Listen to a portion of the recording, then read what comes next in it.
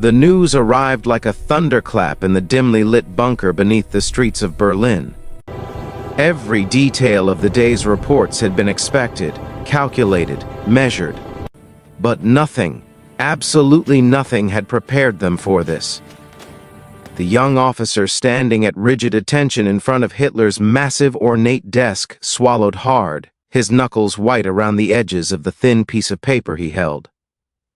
"Mein Führer," he began, his voice trembling in the otherwise silent room. "Patton, he has crossed the Rhine. Overnight, 50,000 German soldiers have been captured." For a moment, the room seemed to collapse into a frozen silence, a vacuum where even the faint hum of the ventilation system sounded unbearably loud. Hitler's eyes, bloodshot and wide, scanned the young officer as though searching for some hidden truth, some trick, some flaw in the report that would allow him to dismiss it. But the officer's face betrayed no deceit. His mouth worked, but no further words came. He had delivered the news, and that was all he could do. Hitler's hand shot out and struck the table with such force that the papers rattled violently. The noise echoed off the concrete walls of the bunker like gunfire in a cathedral. 50,000? 50,000! How is this possible?" he roared, his voice cracking under the weight of disbelief and rage. His generals, standing behind the rows of officers who had been summoned, flinched in unison. No one dared speak. The room, which had been a place of rigid hierarchy and disciplined orders, became a theater of tension, charged with the raw electricity of impending panic. Outside the bunker, Berlin hummed with the illusion of normalcy. Trains clattered along their tracks, people hurried through the streets, and the city's citizens, unaware of the catastrophic defeat unfolding just hundreds of feet beneath them, carried on with their lives. But inside, Hitler felt as though the ground itself had shifted beneath his feet. The Rhine, so often portrayed as a natural barrier, a symbol of German might and strategic genius, had been crossed. His meticulously planned defenses, his fortifications, his calculations, all seemed to crumble into dust with a speed that defied comprehension. He rose from his chair and began to pace, the polished floor reflecting the sharp lines of his rigid posture. The world outside might not yet understand the gravity of this moment, but Hitler did. This was not just a military failure. This was a collapse of faith, of control, of the very myth of invincibility he had worked so tirelessly to construct over the years. Patton, a man he had dismissed as reckless, had shattered that illusion in a single night. The weight of it pressed down on him, heavy and unrelenting, like a physical force that bore into his chest. Generals and officers tried to maintain composure, but their faces betrayed the creeping panic. They had trained for months, rehearsed scenarios, plotted counterattacks, but nothing in the manuals, nothing in their minds, had prepared them for the speed and audacity of Patton's advance. The words 50,000 reverberated in their ears like the tolling of a death knell. Hitler stopped pacing and slammed both hands onto the table, his fingers digging into the wood. He looked at the maps spread before him, the miniature cities and rivers, and for the first time he saw them not as strategic points of strength, but as fragile, vulnerable nodes in a network that could be destroyed in hours. The officer who had delivered the news shuffled slightly, shifting his weight from foot to foot. He wanted to say more, to explain, to justify, but the words stuck in his throat. There was nothing to justify. The reality was undeniable. Patton, with his relentless drive and uncanny ability to anticipate moves, had outmaneuvered them all. Overnight, German forces had been encircled, cut off, and forced to surrender. 50,000 men, men who had trained, fought, and believed in the cause, were now in enemy hands. Hitler's lips tightened into a thin line. He muttered under his breath, almost inaudibly at first, This is a nightmare I did not foresee." His voice grew louder with each repetition, almost as if speaking it aloud could somehow alter reality, could somehow rewind the clock to a time before the Rhine had been crossed. But reality was cruel, indifferent to wishes or demands. It had happened. Patton had done the impossible. The generals exchanged uneasy glances. Some whispered among themselves, their voices barely audible over the dictator's muttering. Each second that passed seemed to stretch into eternity. Hitler's mind raced, flicking through maps, troop movements, and timelines. He considered counterattacks, reinforcements, sabotage, anything that could halt the American advance. But with each calculation, a creeping sense of futility gnawed at him. Patton was not just a man leading an army, he was a force, a storm that could not be stopped by conventional means. The atmosphere in the room became suffocating. Even the air seemed thick, weighted with tension. Hitler's breathing grew heavier, sharper, and the intensity of his gaze seemed to burn into the maps, into the officers, into the very walls of the bunker. The illusion of control, the veneer of strategic genius he had maintained for years, had been ripped away. Now, all that remained was raw, unfiltered panic, wrapped in the guise of fury. Outside the bunker, the night was quiet, but in that quiet lay the echo of the storm. Across the Rhine, Patton's troops moved with an efficiency that seemed almost supernatural. Each maneuver precise, each advance calculated, yet executed with the instinctive boldness that defied conventional military logic. In Berlin, Hitler could only imagine the scene, the unstoppable momentum of an army that refused to be hindered by rivers, defenses, or walls. And with that image came a realization that struck him harder than any blow. The tide of war had turned, and there was nothing he could do to reclaim it. He sank into his chair, pressing his hands against his face. For a brief moment the fury dissipated, replaced by a cold, hard recognition of the truth. 50,000 men lost. One night, one man who had crossed a river and changed the course of history. The consequences rippled through the bunker, through Berlin, through every command center, through every soldier who still clung to hope. And in that moment, Hitler knew that the dream of absolute control, of unassailable power, had fractured irrevocably. The young officer finally dared to speak again. "Mein Führer, we must respond." His words were careful, deliberate, an attempt to reassert structure in the chaos, but Hitler's eyes remained distant, unfocused, staring past him into the shadows of the bunker, into the space where dreams of victory had once lived. He muttered, almost to himself, "Respond. Yes, but how do you respond to a man who moves faster than your fear, who thinks beyond your walls, who cannot be trapped or broken?" Silence fell once more, heavy and oppressive. The officers waited, unsure whether to act, to speak, to flee. Outside, the world continued, unaware of the storm that had been unleashed below its streets. Hitler's hand rested on the table, knuckles white, as he traced imaginary lines along the maps. Each line represented a failure, a lost opportunity, a breach in the fortress he had built with so much care. And yet, each line also represented a question that had no answer, a challenge that could not be overcome. The night deepened, and the bunker seemed to close in around them. The lamps cast long shadows across the walls, flickering with a ghostly light that mirrored the flickering hope within the hearts of those present. 50,000 soldiers, taken overnight. A man named Patton, whose very name now carried the weight of terror and admiration, and Hitler, the architect of a arid empire, left to grapple with the realization that his time of unquestioned control, of strategic brilliance, was over. He leaned back in his chair, eyes fixed on the maps, breathing shallow and rapid. "We underestimated him," he whispered, more to himself than to anyone else. "We always underestimated him." And in that whisper was the echo of a truth that would reverberate far beyond the walls of the bunker, far beyond the night, far beyond the Rhine. The world was changing, and nothing Not his armies, not his plans, not his fury could stop it now.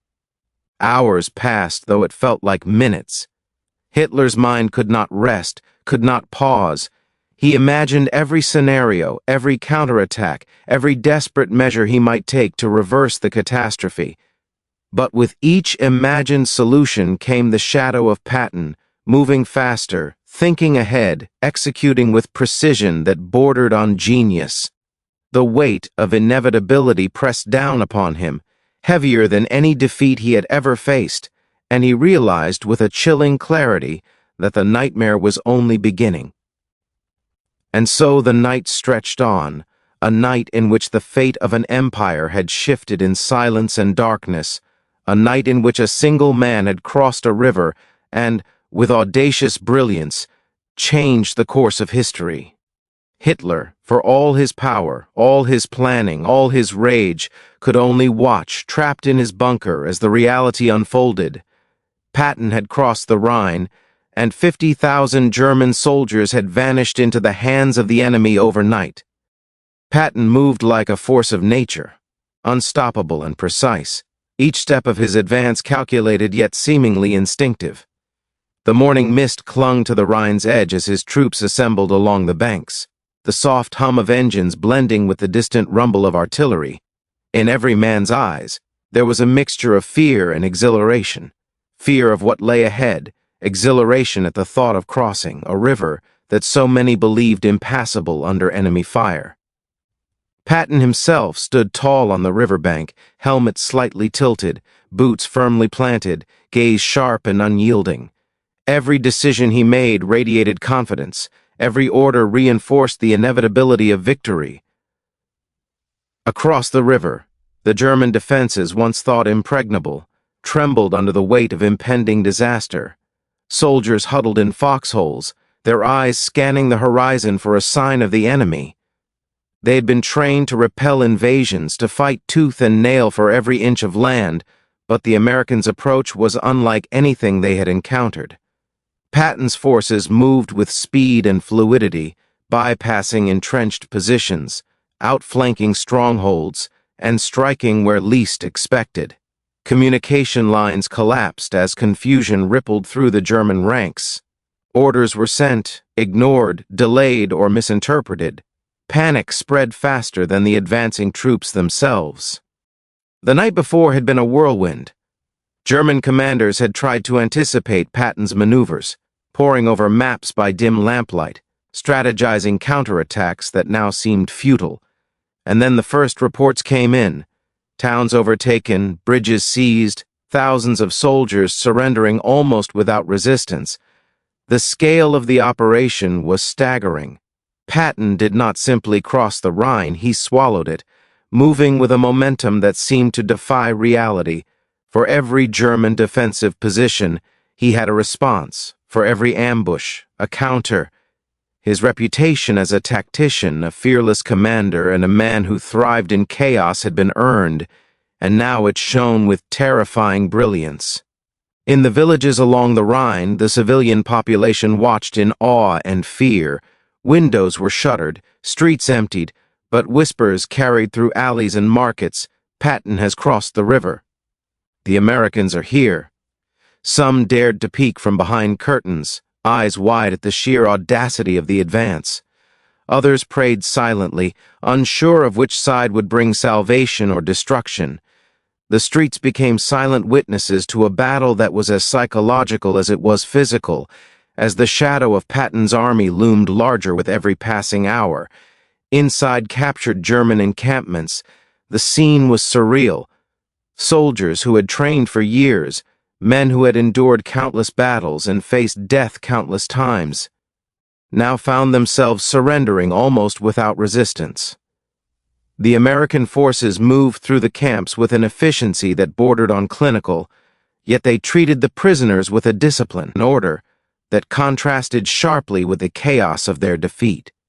Hands were shaken, documents exchanged, and letters written hastily to families far from the front lines. "We are alive," they scribbled, "but we are prisoners." Patton moves like a storm. The psychological impact of these captures was profound. Each surrendered soldier represented a collapse not just of manpower, but of morale, strategy, and belief. Reports of the surrender circulated through German lines like wildfire.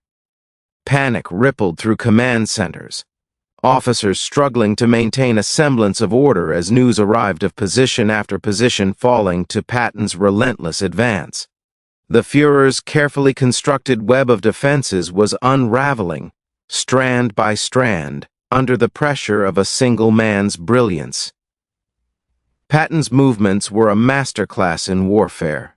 Reconnaissance units scouted the terrain hours before the main force arrived, identifying weaknesses, supply routes, and potential choke points.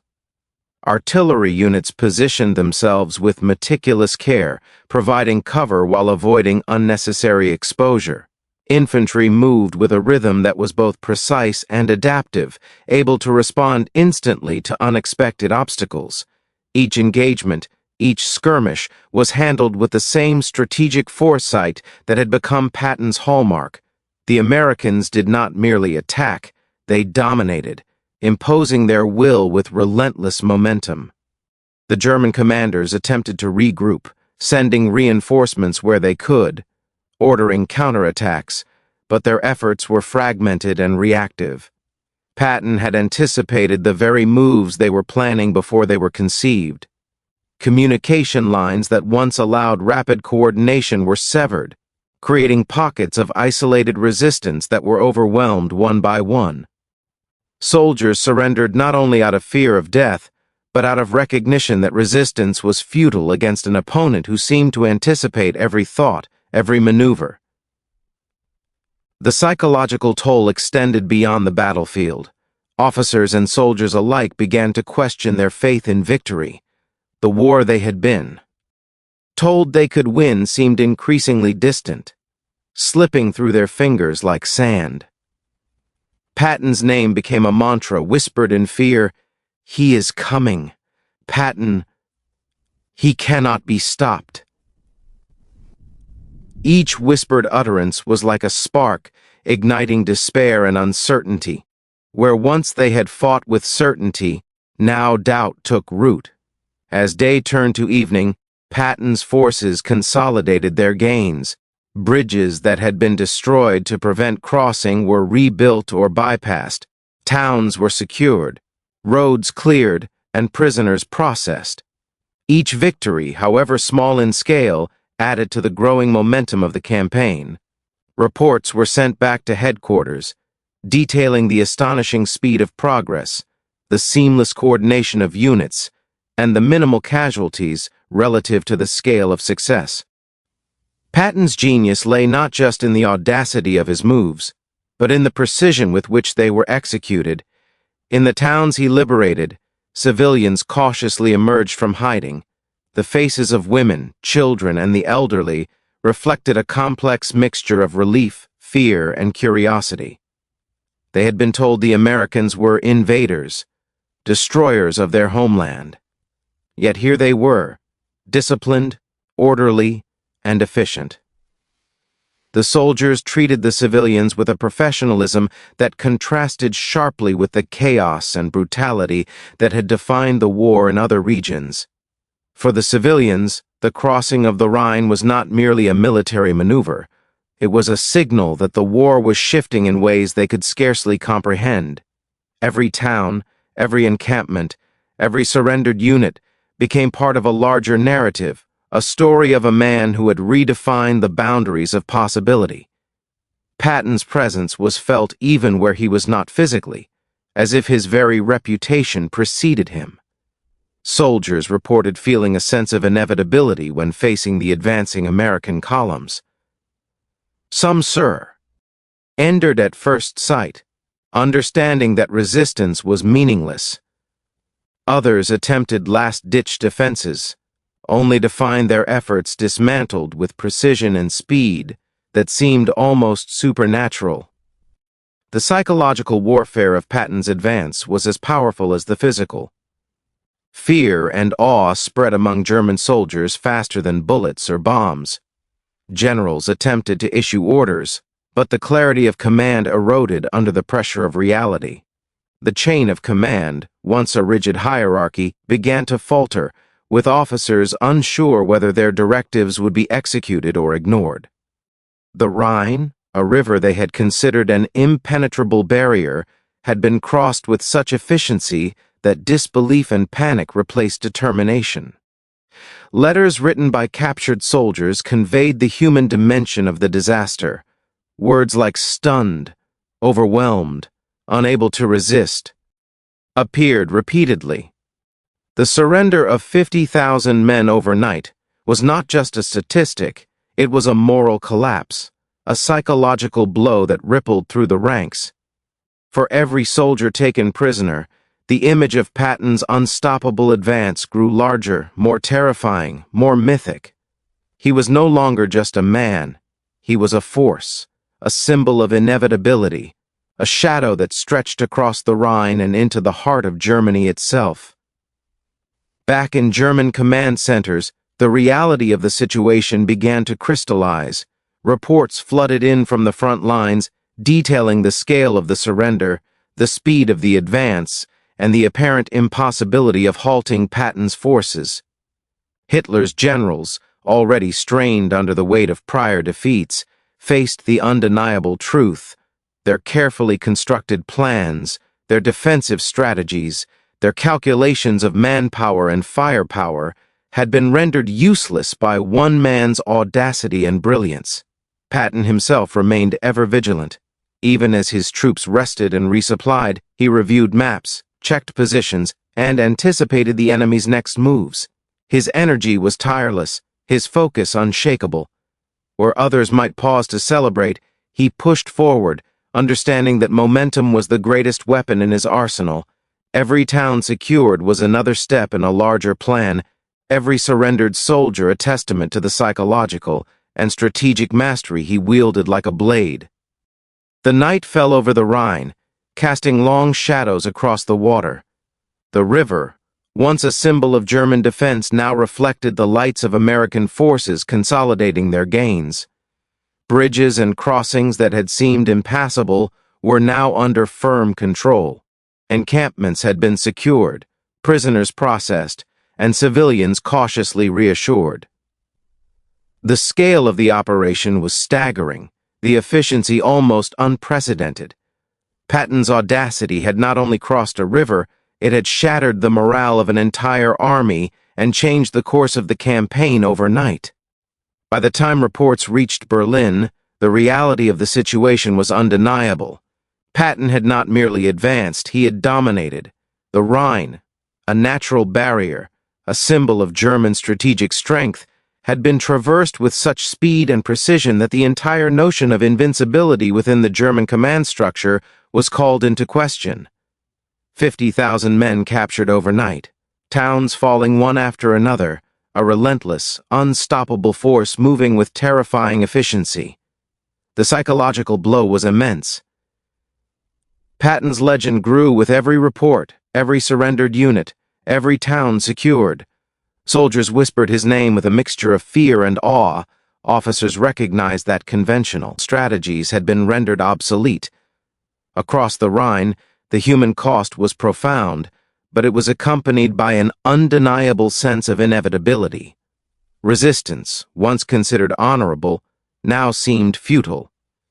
Patton's genius was not only in strategy or courage, but in the ability to impose an unshakable momentum, to make the enemy surrender not just to force, but to inevitability itself. Back in the Führer's bunker, the world outside had become a distant, incomprehensible echo. Hitler sat at his massive oak desk, maps spread before him like a battlefield of colored ink and trembling lines.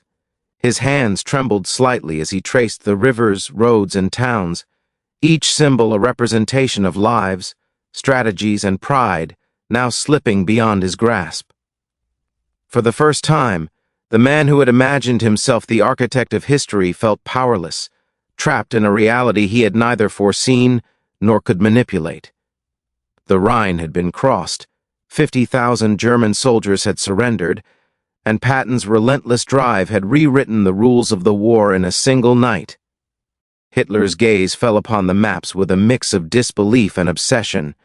He traced imaginary lines over the towns that had fallen, over the rivers that had been breached, as though mapping a path backward could somehow undo the catastrophe. His mind raced through counterattacks, reinforcements, retreats, and desperate measures, but each solution seemed to dissolve into futility. Patton had not merely crossed the Rhine, he had demonstrated a mastery of timing, speed, and psychological dominance that rendered conventional military wisdom obsolete. Every general in the room understood it, even if fear made them too silent to voice the truth. The war they had been waging was slipping from their hands. The silence in the bunker was suffocating, broken only by the occasional scratch of a pen on paper, the rustle of maps, or the strained cough of an officer attempting to maintain composure. Hitler's muttering grew louder, fragmented words strung together by panic, fury, and disbelief. Impossible. How? 50,000. Overnight. This man, his voice, once commanding and decisive, had become a shadow of itself, a reflection of the chaos outside. The room itself seemed to close in, walls pressing, air thick with the stench of fear and sweat. Officers avoided eye contact, fearing the wrath behind every twitch of his hand, every tightening of his jaw. Outside, Patton's forces continued to advance. His presence was both literal and symbolic, the embodiment of momentum that German soldiers could neither anticipate nor halt. Villages were liberated, bridges secured, and prisoners processed with astonishing efficiency. Each gain was calculated, deliberate, yet executed with the audacity of a man unbound by conventional limits. Patton did not wait. He forced the pace, knowing that hesitation would give his adversary a chance to regroup, and Hitler, locked in his bunker, could only watch helplessly as the reality of defeat unfolded before him. Reports continued to arrive, each more devastating than the last.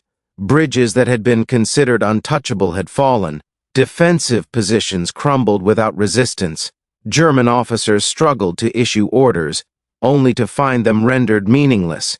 The collapse was not merely physical, but psychological. Soldiers who had believed in victory now questioned everything, their leadership, their strategy, even the cause they had fought for. Patton's name echoed across the Rhine like a drumbeat of inevitability, a constant reminder that resistance was futile. The human cost of the crossing was immense, yet Patton's genius lay in minimizing unnecessary destruction. Civilians in liberated towns emerged cautiously, eyes wide with a mixture of fear and curiosity.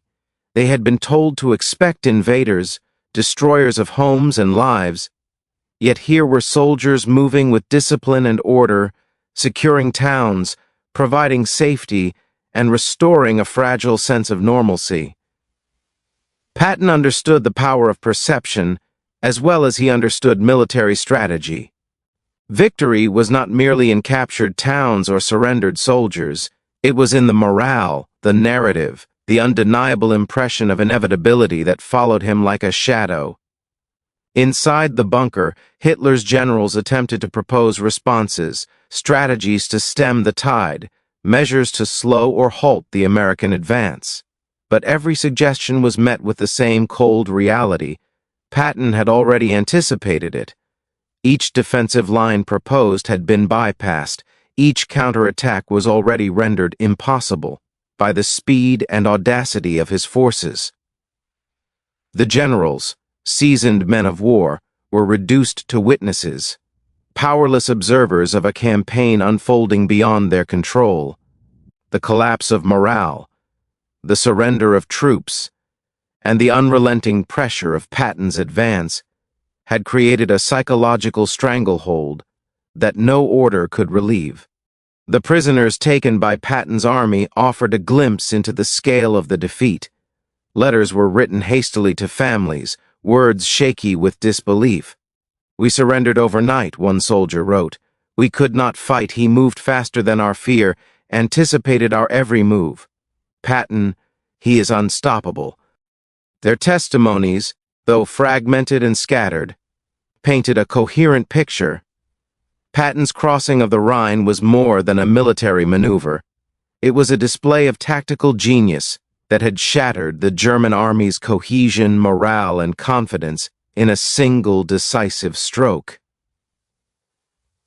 As night fell over the Rhine, the river's dark waters reflected the glow of fires from towns and villages now under American control. The crossings had been secured, the prisoners organized, and supply lines stabilized. Patton's momentum remained unbroken, a relentless tide pressing against a crumbling wall of resistance. Each victory reinforced the psychological dominance he had established. Every surrendered soldier amplified the sense of inevitability that gripped the German forces. Patton's presence, though often miles ahead, was felt everywhere, as if the very idea of him had become a force in itself. Back in the bunker, Hitler's despair deepened. He stared at the maps, tracing paths that no longer existed, imagining battles that could not be won. His fingers trembled over the towns that had fallen, over the rivers that had been crossed, over the soldiers who had surrendered. The reality of his situation pressed upon him with the weight of inevitability. The war was no longer in his hands. He had relied on plans, fortifications, and the fear his name inspired, but Patton had dismantled all of it with audacity, speed, and brilliance. Hitler, for all his power, all his fury, all his strategic cunning, was powerless against the force that had overtaken the Rhine. Every officer in the room could feel it, the futility, the collapse of morale, the certainty of defeat. Words became hollow, gestures meaningless. The surrender of 50,000 men overnight was not merely a loss of troops, it was a collapse of faith in leadership, strategy, and the narrative of invincibility that Hitler had cultivated for so long. The psychological impact was immeasurable. Generals who had once commanded armies now whispered prayers, hoping to salvage some fragment of honor, some shred of dignity, in the face of an unstoppable adversary. Patton's advance continued unabated. Reconnaissance teams moved ahead of the main force, identifying German positions, weak points, and potential escape routes. Artillery and infantry units coordinated seamlessly, responding instantly to any attempt at resistance. Each maneuver demonstrated not only tactical brilliance, but a psychological understanding of warfare. He understood that victory was as much about morale as it was about firepower. Every captured town, every surrendered unit, reinforced the narrative of inevitability, demoralizing the enemy even before engagement. The human dimension of the Rhine crossing cannot be overstated.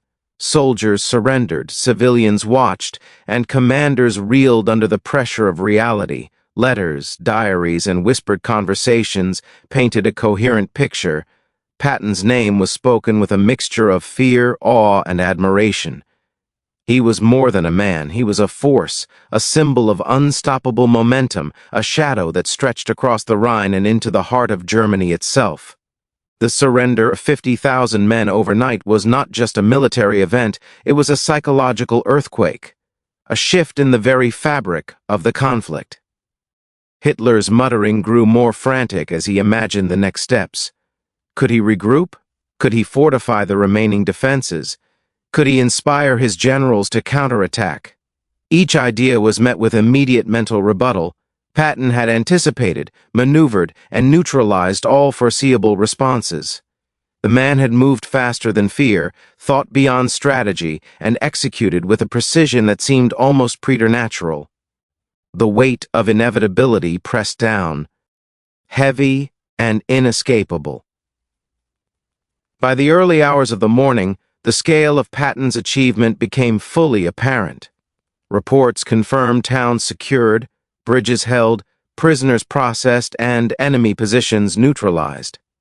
The Rhine, once considered a symbol of German defense, had been crossed with speed, audacity, and tactical brilliance. 50,000 soldiers had surrendered overnight, a number so vast it defied comprehension. Morale across the German ranks collapsed under the psychological weight of the defeat. Patton's legend, already formidable, became mythic, a shadow that haunted every officer, every soldier, every command center. The world outside the bunker remained unaware of the full magnitude of the events unfolding. Civilians, soldiers, and commanders alike were swept along by the momentum of history, carried forward by a force that refused to be contained. Patton's crossing of the Rhine was not merely a military operation, it was a masterclass in strategy, psychology, and audacity. It demonstrated the power of momentum, the importance of anticipation, and the indomitable influence of leadership under pressure. The surrender of 50,000 men overnight was a testament to the genius, courage, and relentless drive of a single man whose presence reshaped the course of the war. Inside the bunker, Hitler slumped in his chair, the maps before him now symbols of irretrievable loss. He stared into the distance, the weight of failure pressing down upon him.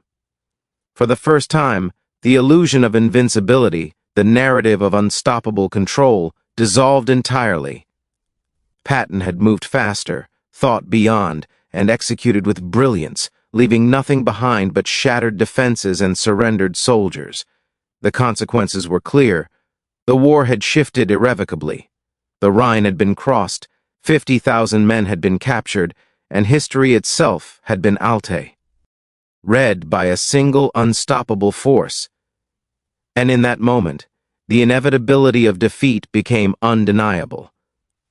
Patton had not merely won a battle, he had demonstrated that audacity, momentum, and genius could overturn even the most rigid of empires.